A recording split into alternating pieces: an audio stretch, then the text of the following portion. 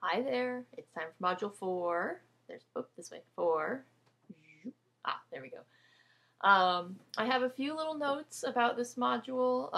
By now you've done Module 3, which I know was pretty intense. We covered a lot of different technologies, and Module 4 kind of finishes off this sort of laundry list overview of the different technologies available to us through biotechnology.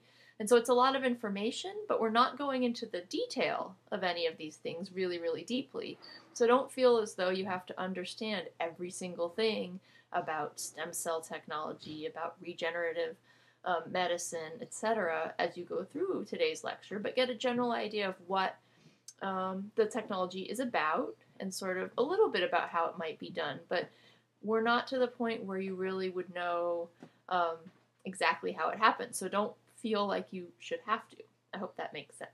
I had a couple of notes of things to think about for Module 4.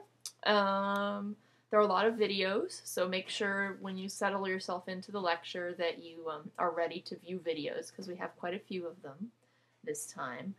And I already said there's a lot of info, overview type info, and you don't need to feel like you need the nitty-gritty of everything, but just the general idea.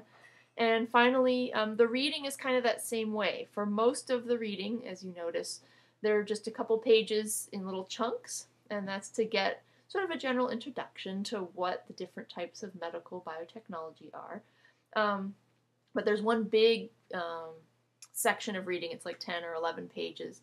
And again, read it. Don't skip it, but don't read and feel like you have to learn every detail from the reading. Just get the general idea of each section, and if after the lecture you feel like that general idea is still not clear, then you can come back to the reading and the figures, don't forget the figures, to double check before you take the quiz. We're going to have 2 chances to take the quiz this time, but only 45 minutes each chance. So I'm kind of weaning you down to sort of the final way we'll be taking the quizzes.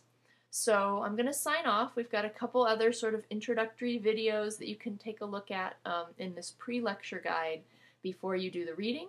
Then definitely do the reading, spend a little time, and then launch into the lecture. And again, there are a lot of videos, so be prepared for that. Okay, so have a great rest of your week, Module 4. And always email when you have questions, email each other, email me.